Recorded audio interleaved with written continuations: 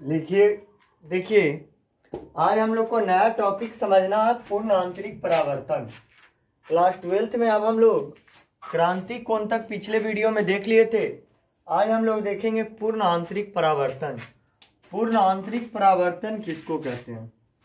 तो आप लोग पिछले क्लास में पढ़ चुके थे कि अगर इस प्रकार से प्रकाश की किरण चल जाए, ये सघन माध्यम है और ये विरल माध्यम है, तो ये घटना क्रांतिक कोण कहलाता है। ये कोण आपका क्रांतिक कोण कहलाता है। कल इसकी परिभाषा दिए थे, सघन माध्यम में वह आपतन कोण जिसके लिए अपवर्तन कोण का मान 90 डिग्री हो जाती है। तो इस घटना, तो उस आपतन कोण को क्रांतिक कोण कहते थे और इसे आईसी द्वारा सूचित करते हैं। आप कोण को और बढ़ा देते हैं, आपतन कोण को, तो प्रकाश के किरणें दूसरे माध्यम में न जाकर पुनः अपने ही माध्यम में लौट आएगी। यही घटना पूर्ण आंतरिक परावर्तन है। यही घटना पूर्ण आंतरिक परावर्तन है। तो पूर्ण आंतरिक परावर्तन किसे कहेंगे? तो हमने क्या देख रहा है, यहाँ से आई का वैल्यू, आई सी का वैल्यू, आई का वैल्यू बड़ा हो जाता है किससे? आई सी से। तो ये हम बोल सकते हैं, यदि क्रांति कोण का मान बड़ा, क्रांति कोण के मान से आपतन कोण बड़ा हो तो प्रकाश के किरणें दूसरे माध्यम में न जाकर अपने ही माध्यम में लौट जाती है। यही घटना पूर्ण आंतरिक परावर्तन कहलाता है। इसके लिए शर्त, पहला शर्त क्या होनी चाहिए कि प्रकाश के किरणें हमेशा सघन माध्यम से आपतित होनी चाहिए।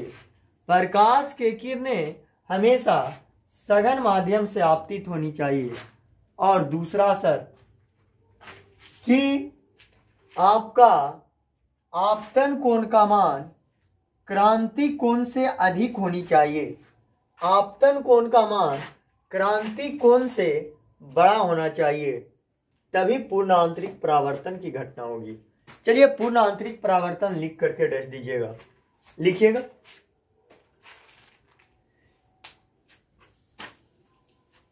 यदि आपतन कोण का मान, यदि आपतन कोण का मान क्रांति कोण से बड़ा हो जाती है, क्रांति कोण से बड़ा हो जाती है, तो प्रकाश के किरणें, तो प्रकाश के किरणें दूसरे माध्यम में न जाकर अपने ही माध्यम में लौट जाती है। दूसरे माध्यम में न जाकर अपने ही माध्यम में लौट जाती है। इस घटना को, इस घटना को पूर्ण आंतरिक परावर्तन कहते हैं। पूर्ण आंतरिक परावर्तन कहते हैं। फिगर नीचे बना लीजिएगा इस प्रकार से और नीचे कर दीजिएगा आई ग्रेटर देन आई सी। अगला जो नीचे लिखिएगा, पूर्ण आंतरिक परावर्तन की क्रिया होने के लिए,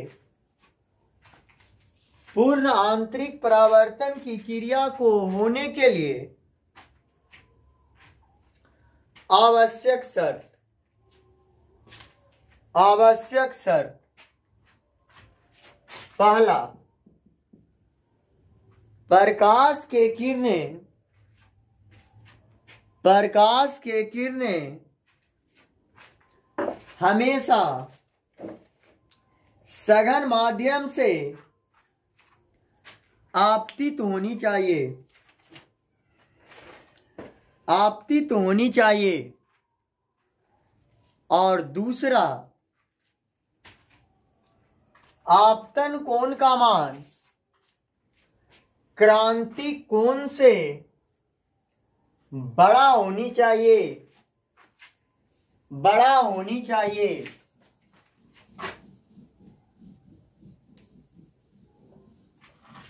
अब देखिए एक आपका न्यूमेरिकल देते हैं। न्यूमेरिकल है पानी तथा कांच का अपवर्तनांक।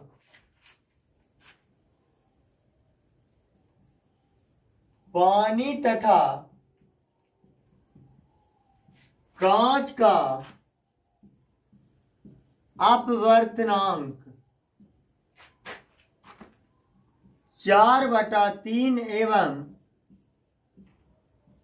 5/3 है। 4/3 एवं 5/3 है। प्रकाश के किरणें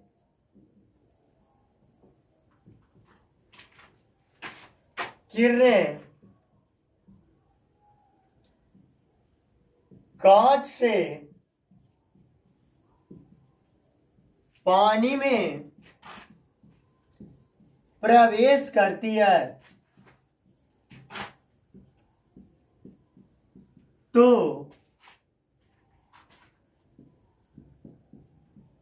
क्रांतिक कोण की मान का गणना करें।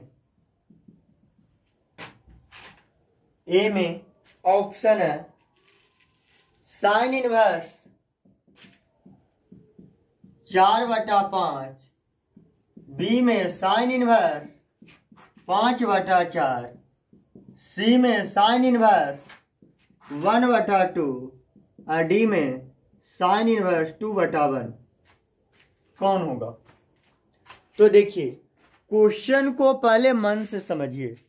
आपको पिछले क्लास में एक न्यूमेरिकल में बताया था कि जब किसी का अपवर्तनांक दिया हुआ हो और सापेक्ष उपेक्ष के बात न करे तो समझ जाइए वो हवा के सापेक्ष अर्थात निरपेक्ष अपवर्तनांक दिया हुआ। तो पानी तथा कांच का अपवर्तनांक अलग अलग दिया हुआ। इसका मतलब है वाटर का अपवर्तनांक हवा के सापेक्ष में 4/3 और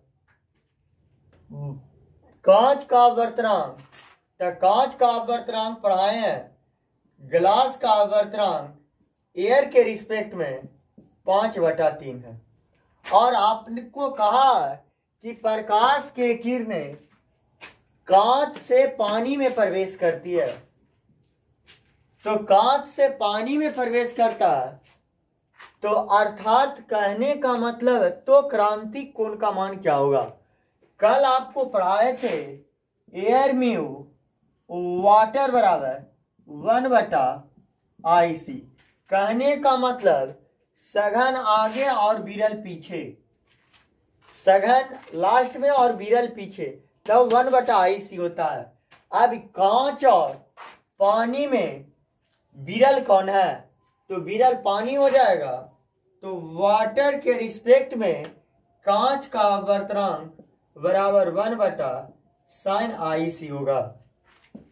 अब देखिए यहां पे हम लोग ये वाटर का रिस्पेक्ट में तो दिल ही नहीं, वाटर के रिस्पेक्ट में तो दिल ही नहीं है, यहां दिले है सभे हवा के रिस्पेक्ट में, ये वाटर के रिस्पेक्ट में पूछ रहा। तो पढ़ाए थे प्रकाश के उत्कर्मणीयता के सिद्धांत, याद कीजिए जब 2 या 2 से अधिक माध्यम एक साथ हो और प्रथम और लास्ट माध्यम समान हो तो उनके बीच में जितना भी अपवर्तनांक, जितना भी माध्यम रखा जाए सभी के अपवर्तनांकों का गुणनफल पढ़ाए थे 1 के बराबर होता है। और वहां से सूत्र निकाले थे आपका W म्यू जी बराबर एयर म्यू जी बटा एयर म्यू W। ये बात आपका याद होगा, इसी का उपयोग करेंगे। देखिए न्यूमेरिकल में टोटल बात को उपयोग रखना है, तो इतना को हम तोड़ करके इस रूप में लिख सकते हैं, अर्थात जो लास्ट में है वो ऊपर और जो पहले है वो नीचे। तो यहाँ ग्लास ऊपर चला जाएगा, एयर म्यू ग्लास बटा एयर म्यू वाटर बराबर 1/sin/IC। अब देखिए एयर म्यू ग्लास का वैल्यू, एयर म्यू ग्लास का वैल्यू आपका 5/3 बटा एयर म्यू वाटर का वैल्यू 4/3 बराबर 1/sin IC। इस इकाइन से 5/4 बराबर 1/sin IC क्रॉस गुना 5 sin IC बराबर 4। तो sin IC बराबर 4/5। तो क्रांति कोण IC बराबर साइन इनवर्स 4/5। ऑप्शन ए सही, ये वाला सही बराबर। देखिए, आपको अगर एकक थ्योरी समझ में आया तो मैथमेटिक्स में कोई जान नहीं है। मैथमेटिक्स में कोई जान नहीं है, कुछ नहीं रखा गया मैथमेटिक्स में। चलिए, इसको अगर स्क्रीनशॉट ले लीजिए तो बेटर होगा। आगे लिखिएगा, पूर्ण आंतरिक परावर्तन, पूर्ण आंतरिक परावर्तन से होने वाली घटनाएं, पूर्ण आंतरिक परावर्तन से होने वाली घटनाएं। पहला, इसी के कारण हीरा चमकता है।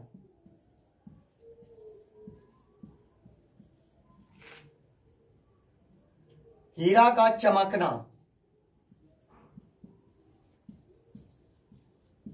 देखिए, 2 नंबर का क्वेश्चन आ जाता है कोई कोई साल बोर्ड परीक्षा में, हीरा क्यों चमकता है? तो इसका 2 कारण। पहला कारण कि इसका भगवान का नेचर दिया गया है कि इसका अपवर्तनांक काफी ऊंच होता है, 2.42। दूसरा, इसका आपका क्रांतिक कोण काफी कम होता है, 24 पॉइंट लगभग 4 डिग्री लिखता है। कोई आपका प्राइवेट प्रकाशन कोई आपका 2 लिखता है, कोई आपको 25 लिखता है पूरे। देखिए, ये कोई गलत बात नहीं है, क्योंकि हीरे का कई क्वालिटी है, तो क्वालिटी पर उसका क्रांतिक कोण और अपवर्तनांक निर्भर करेगा। तो अब देखिए, हीरा क्यों चमकता है? तो ये 2 कारण से। पहला, इसका उच्च अपवर्तनांक होता है, और दूसरा, इसका क्रांतिक कोण काफी कम होता है। अब देखिए, जौहरी क्या करता है? जो डायरेक्ट निकलता है खान से, वो इतना नहीं चमकता, जौहरी इसको चमका देता है। वो क्या करता है? वो प्रत्येक सतह को, हीरा के प्रत्येक सतह को इस प्रकार का शेप देता है, इस प्रकार से।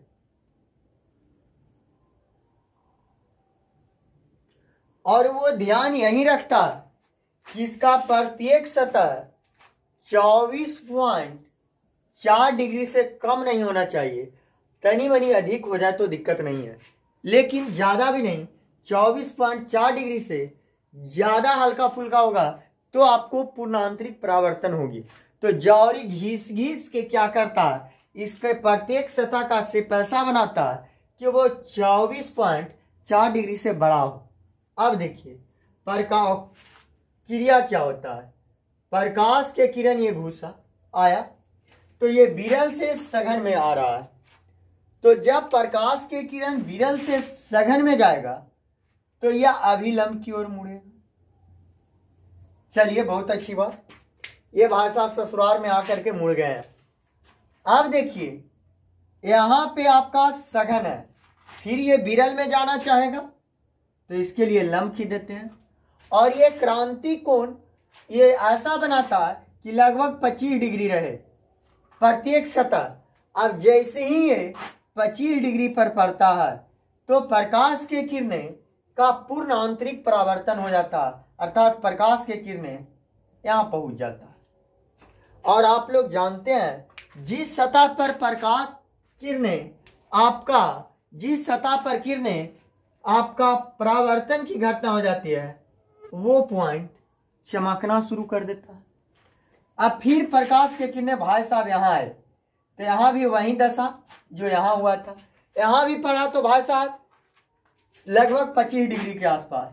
तो फिर ये भाई साहब ऐसे ही आपका परावर्तन की क्रिया कर गया, यहाँ भी चमका दिया। फिर यहाँ भी भाई साहब का लंब यूं ही पड़ा, फिर यहाँ से ये इस प्रकार से चला, मतलब ये बार बार यही क्रिया ये करते रहा और एक प्रकाश की किरणें अनेक बिंदु पर ये चमका देता है। एक प्रकाश की किरणें घुसता है तो सोच लीजिए कि मात्र एक प्रकाश की किरणें अगर हीरे के अंदर घुस जाता है तो वह रेगुलर ये पूरे को चमका देता है। कहने का मतलब जब प्रकाश की किरणें हीरे के अंदर जाती है तो वह क्या करता है कि किरणें को वह अपने कैप्चर में ले लेता है, जेल की तरह बंद कर लेता है, निकलने ही नहीं देता है। और जिन जिन सतह पर, जिन जिन पॉइंट पर, तो ये टोटल जगह आपका चमक उत्पन्न कर देगा। तो इसका आंसर क्या लिखोगे? ऐसे तो हम उपयोग में केवल बता रहे थे कौन कौन घटना होती है, हीरा क्यों चमकता है, कोई कह दे तो पहला बात लिखिएगा, हीरा का अपवर्तनांक 2.42 तथा इसका क्रांति कोण काफी कम 24.4 डिग्री सेल्सियस होता है। अतः जब प्रकाश की किरणें सघन विरल से सघन माध्यम में हीरे में प्रवेश करती है तो वह अपने दूसरे सतह पर पहुंचती है तो वहां से पूर्ण आंतरिक परावर्तन की क्रिया होने लगती है और पूर्ण आंतरिक परावर्तन के क्रिया के कारण हीरे का प्रत्येक पॉइंट आपका चमकना शुरू कर देता है। अतः यही कारण है कि हीरा चमकता है। दूसरा, आप लोग पढ़े हैं कांच के दरार का चमकना। कांच के दरार को भी आप सामने से देखोगे तो उतना चमचम नहीं करता, लेकिन अगर साइड से किरण पड़ रहा है तो आप देखिएगा तो साइड से ऐसे करके तो पूरा एकदम चमक मारता है। अर्थात चमकेगा कब? जब उस सतह पर पूर्ण आंतरिक परावर्तन की घटना होती है तब ये चमक पाता है। अर्थात कांच के दरार को चमकना पूर्ण आंतरिक परावर्तन की क्रिया के कारण। आप देखिए तीसरा, मरीचिका का घटना, इसको डिटेल में पढ़ाएंगे। मरीचिका का घटना इसी का कारण है। और चौथा आपका प्रकाशीय तंतु,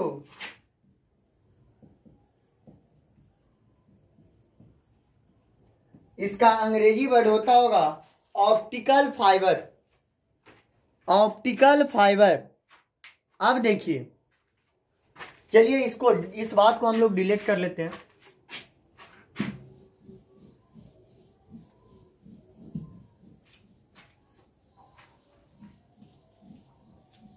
मरीचिका की घटना देखिए, मृग मरीचिका इसको बोलते हैं। मृग मरीचिका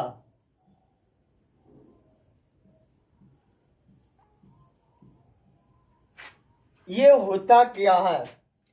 गर्मी के दिनों में और रेगिस्तान सतह पर, सब जगह नहीं, रेगिस्तान सतह पर ज्यादा क्या होता है कि ये धरती पर कोई अगर पेड़ लगा हुआ है तो देखिए वहां पे होता क्या है कि जब गर्मी के दिनों में काफी बालू गर्म हो जाती है तो नीचे की हवा यह आपका विरल हो जाती है और ऊपर का हवा आपका सघन होता है।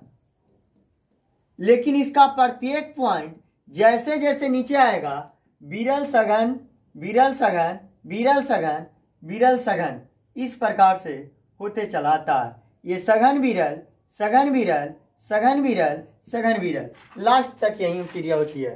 अब देखिए गर्मी के दिनों में जब कोई मनुष्य देखता है तो यहां से तो कई प्रकाश के किरणें आ रहे हैं। अब देखिए ये ऊपर का सतह सघन था और नीचे वाला विरल था, तो जब सघन से विरल में जाता तो अभिलंब से दूर हटती है। तो अविलंब ये था, तो प्रकाश के किरणें को आपका दूर भागेगा, तो यार इस प्रकार से आता है। फिर मान लीजिए इस पॉइंट पर यहाँ भी आता है, तो ये लंब हो गया आपका, ये लंब हो गया, तो ये लंब से और दूर भागता है। इस प्रकार से एक ऐसा स्थिति आता है कि जब इस स्थिति पर पहुंचता है तो ये प्रकाश की किरणें या इधर की ओर मुड़ जाती है और ये इस प्रकार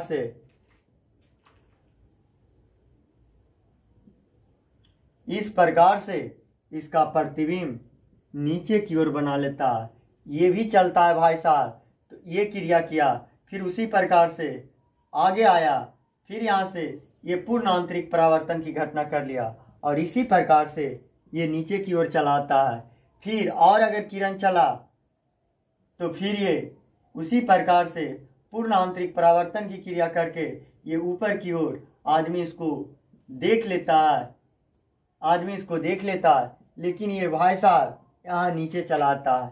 अब देखिए ये इसका प्रतिबिंब दिखाई देता है, इस व्यक्ति को यहाँ पे इस वस्तु का प्रतिबिंब दिखाई देता है। और प्रतिबिंब तभी बनता जब नीचे पानी हो, तो प्रतिबिंब तभी बनता। किसी वस्तु का प्रतिबिंब जमीन के नीचे तभी दिखाई पड़ता जब उसका छाया नीचे आपका बन रहा है। तो इसका मतलब है कि छाया तभी बनेगा जब नीचे जल होगा।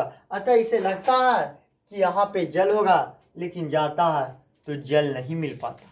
यही मृग मारीचिका की घटना, ठीक है।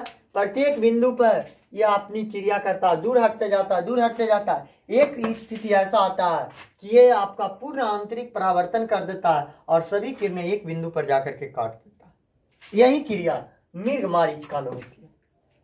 तो इसको कैसे लिखेंगे? अगर कोई पूछ दे मृग मारीचिका क्या है, ठीक है, तो लिखेंगे इसको कि यह पूर्ण आंतरिक परावर्तन पर होने वाली एक ऐसी घटना जो हमें पानी का आभास कराती है। गर्मी के दिनों में रेगिस्तान स्थान पर जब बालू की सतह काफी गर्म हो जाती है, तो निचली सतह विरल तथा ऊपरी सतह सघन हो जाती है। जब कोई व्यक्ति किसी पेड़ को देखता है तो वह कई बिंदुओं से पूर्ण आंतरिक परावर्तन की क्रिया के कारण उसका प्रतिबिंब नीचे उसे दिखाई पड़ती है और वह दिग्भ्रमित होकर वह उस स्थान पर पहुंचता है तो उन्हें पानी का आभास होता है, पानी रहता नहीं है। अतः यही क्रिया मृग मारीचिका कहलाता है। अब देखिए लास्ट टॉपिक आपका बच गया, प्रकाशीय तंतु।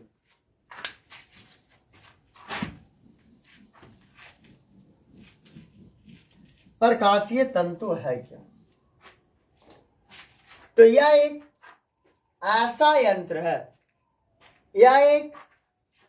यंत्र है जो पूर्ण आंतरिक परावर्तन के क्रिया पर कार्य करता है। इसकी सहायता से, प्रकाशीय तंतु की सहायता से किरण को टेढ़े मेढ़े स्थान पर भेजी जा सकती है। अब देखिए ये रहता कैसा है, तो इसकी शेप ऐसे रहता है।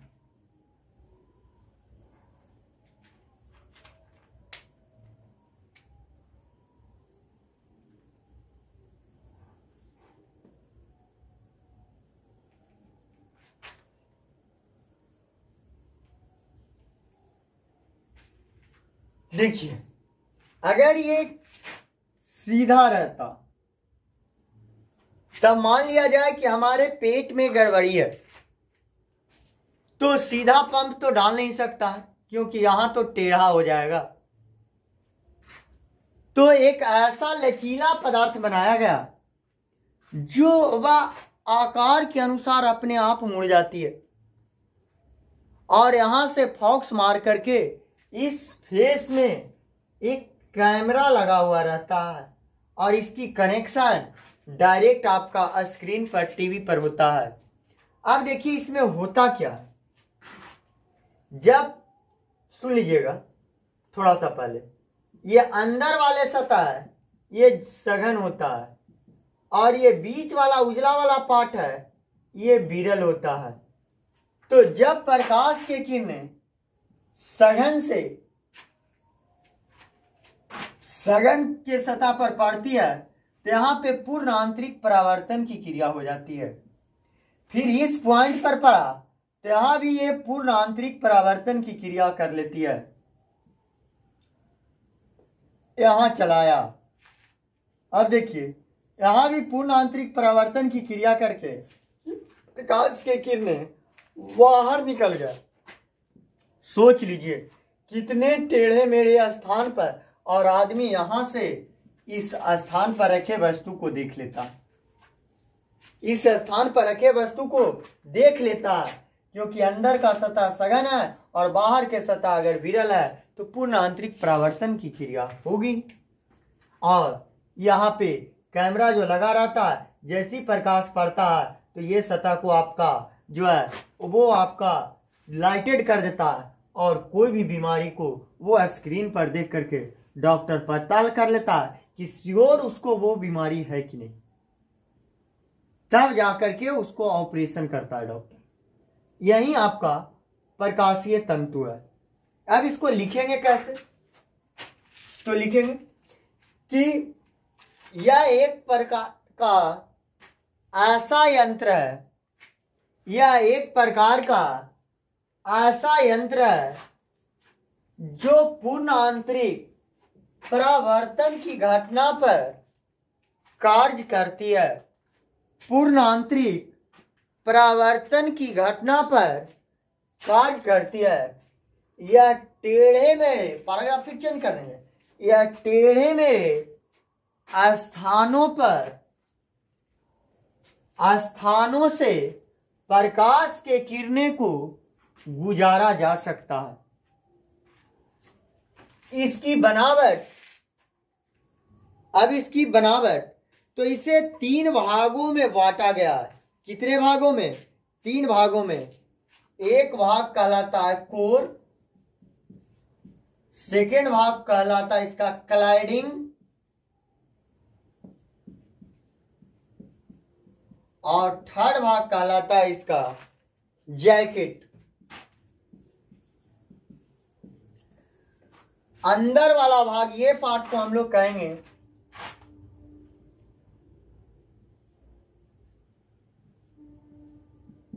अंदर वाला भाग को, इसको हम लोग कहेंगे कोर। ये पार्ट को हम लोग कहेंगे क्लैडिंग, और ये बाहरी भाग को कहेंगे, ये भाग को जैकेट। Core, cladding, jacket. ठीक है। यह हमेशा जो बना होता है क्वार्टज कांच का बना होता है। कौन कांच का? क्वार्टज कांच का बना होता है। अब इसका उपयोग देखिए, अब ये तो बना दिए, तो क्या एक ही जगह प्रकाशीय तंतु का उपयोग किया जाता है? तो जरा इसका उपयोग देखिएगा। पहला इसका उपयोग जो होता है वो तो जान गए चिकित्सा क्षेत्र में।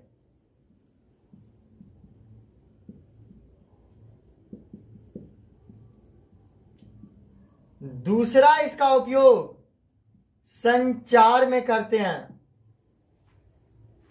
तीसरा इसका उपयोग आप लोग देखे होंगे आजकल डेकोरेशन को इस प्रकार से बना हुआ रहता है कुछ,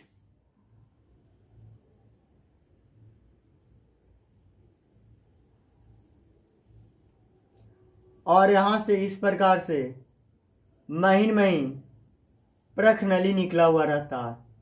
ये भाग, ये भाग, ये भाग, ये भाग, ये भाग, ये भाग, और यहाँ एक लाइट जलता हुआ रहता है। तो ये जितना भी लाइट से ये किरणें जाती है सब ये प्रख नली के द्वारा ये लास्ट बिंदु को चमका देता है। ये भी आपका जो मेन प्रश्नली है ये वास्तव में ऑप्टिकल फाइबर प्रकाशीय तंतु का बना होता। तो अर्थात डेकोरेशन में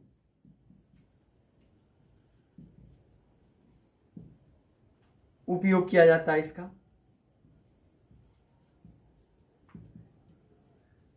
इसका उपयोग कहां करेंगे हम लोग? डेकोरेशन में। तो चलिए आज आपका ये चैप्टर एंड हो गया। अगले क्लास में जो हम लोग पढ़ेंगे गोलीय पृष्ठ से अपवर्तन, गोलीय पृष्ठ से अपवर्तन पढ़ेंगे। गोलीय पृष्ठ से अपवर्तन, तो गोलीय पृष्ठ आपका दो प्रकार के होता है, एक उत्तल होता है और एक अवतल होता है इस प्रकार का। और ये VVI आपका थ्योरी साबित होने वाला है। VVI गोलीय पृष्ठ से अपवर्तन किसे कहेंगे जो सुन लेंगे। कैसे होती है? मान लिया जाए कि यहां कोई बिंदुवत वस्तु है O, अब यहां से प्रकाश के किरणें ये चलेंगे तो ये प्रकाश के किरणें विरल से सघन में जा रहा है। तो जब विरल से सघन में जाएगा तो इस बिंदु पर एक लंब डालिए पहले, तब पता लगेगा।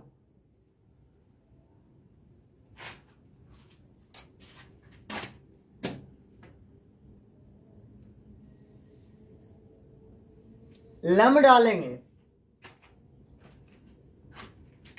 तो लंब ये कहां पे आके डलाएगा? C पर। और दूसरा यहां पे आपका, तो जब प्रकाश के किरण विरल से सघन में जा रही है तो वह अभिलंब की ओर मुड़ेगी। जाना चाहिए था भाई साहब को ऐसे, लेकिन ये थोड़ा सा ऊपर से चला जाता है।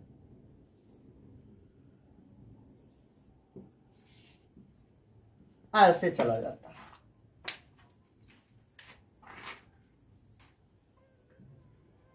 अब देखिए, तो एक किरण इस बिंदु से ये चला और दूसरा ये चला, तो ये तो आगे की ओर बढ़ रहा है और ये ऊपर की ओर फैल रहा है, कभी एक दूसरे को नहीं काटेगा। तो इसको हम डॉट डॉट से पीछे की ओर बढ़ाएंगे।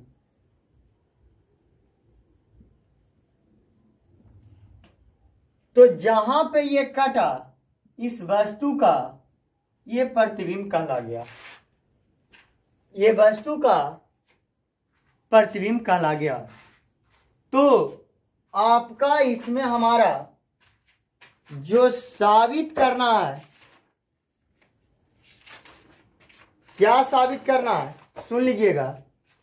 μ/v माइनस 1/u बराबर μ माइनस 1/r, जहां भी प्रतिबिंब दूरी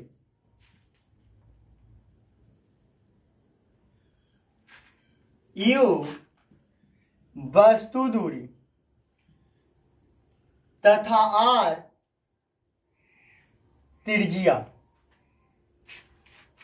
देखिए इसको हम अगले क्लास में करेंगे, आज केवल फिगर समझा दिए। आप लोग एक बार किताब से हिंट लेकर के समझ के देखिएगा, फिर तो हम एक दिन में की 10 मिनट में हम इसको क्लियर कर देंगे। और ये 5 नंबर कन्फर्म आते रहता है। जब भी ये पूछेगा 5 नंबर में पूछेगा, चाहे तो अवतल से पूछ दे या उत्तल से। 2021 का क्वेश्चन बैंक देख लीजिएगा, अगर ये नहीं पूछा तो ये आप लोग के लिए VVI क्वेश्चन हो जाएगा, क्योंकि आपका लगभग 1 साल नागा करके ये क्वेश्चन पूछ देता है। थैंक यू, आज के लिए इतना ही। वीडियो काफी लंबा हो रहा हो।